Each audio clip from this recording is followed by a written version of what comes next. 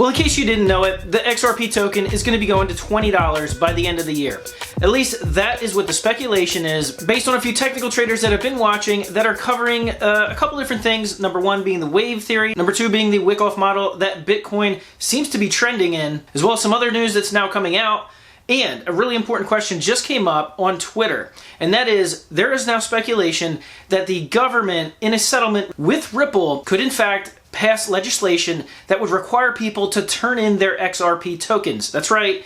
You would have to turn in your XRP tokens. I'm going to tell you what that would mean and if that's even likely. Plus, Ripple is now getting involved in the Federal Reserve's pilot program for instant 24/7 settlements. I'm going to be telling you who is using it and what that's going to mean for the XRP token. Hey everyone, my name is Randy. Welcome back to the Late Night Grind. On this channel right now, I'm covering the SEC versus Ripple lawsuit case because it has major implications for the rest of the crypto market. But I'm also covering cryptocurrency news, investment markets, and personal finance, as well as stimulus check updates. I've been doing stimulus check updates in the past. I haven't done it for the past couple of months, but there's some interesting news that I'm going to be coming out with very shortly that you're going to want to pay attention to. So if you're not subscribed, go ahead, make sure you hit that subscribe button, hit the bell notification icon. That way YouTube will notify you when I release those new videos. And of course, if you're feeling generous, which on a day like today, when all of crypto is going skyward, I'd really appreciate it if you'd pass on some of that generosity and give this video a big thumbs up. It helps out with the YouTube algorithm and just tells YouTube to share this video with new audiences. So with that, let's get on to it. So FedNow is a new pilot program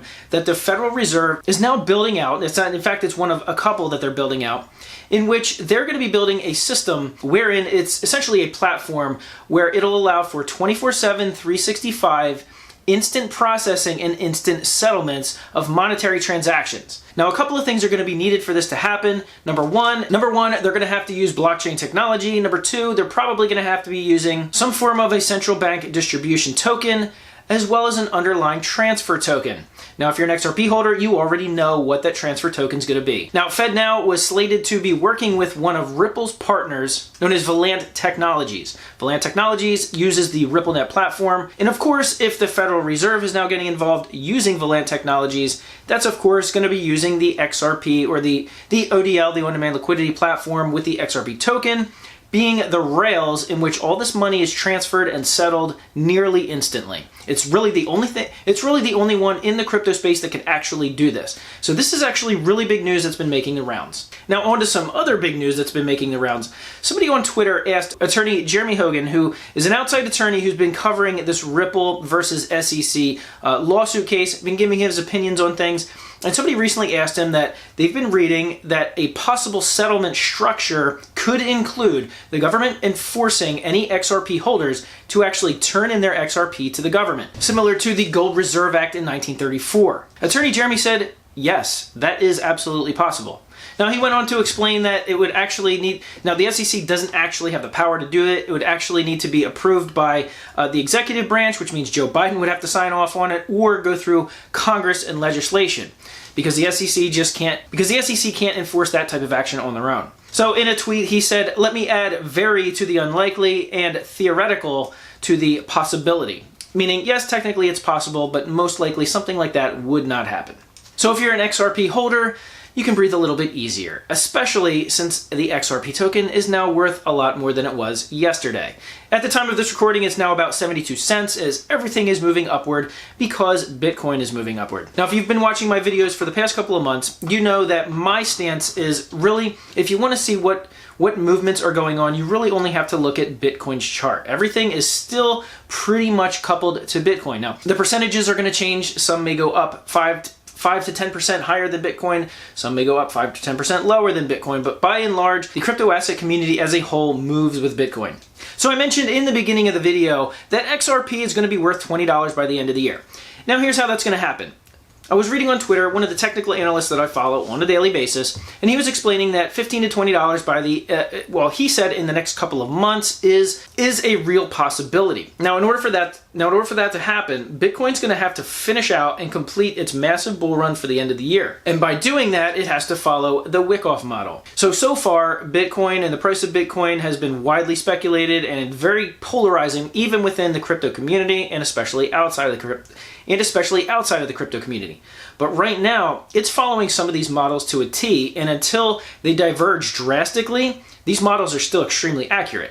So right now, the wick-off model has been pointing to Bitcoin going skyward. Now, in the last several days, Bitcoin has been moving skyward, going up several $1,000s just in the past few days. And there's now many people, especially if you follow them on Twitter, that are putting the wick-off model charts up against the Bitcoin charts, and it is identical charting. Obviously, it's not going to be exact, but by and large, it is staying within that wick-off model. It is also staying within the stock-to-flow model, which is what Plan B on Twitter has been famous for, putting the price of Bitcoin to the stock-to-flow model. That's been extremely accurate so far as well. Both of those models are on point. So continue to track the price of Bitcoin. I know XRP holders, there are some of them that hold Bitcoin and are fans of Bitcoin, and there are others that absolutely hate Bitcoin and would love nothing to see it fail because they feel that XRP is the rightful owner of the transfer of value and the transfer of money globally. But until that happens, everything still rides on Bitcoin. You cannot deny it. So if Bitcoin continues with these models and goes up and sets new all-time highs and in fact passes 100,000 by the end of the year, or what is more likely, probably January or February, because this bull run is just drawn out and extended longer than any of the other market cycles in 2013 and 2017. So most likely the blow off top wouldn't happen until sometime in January, possibly February.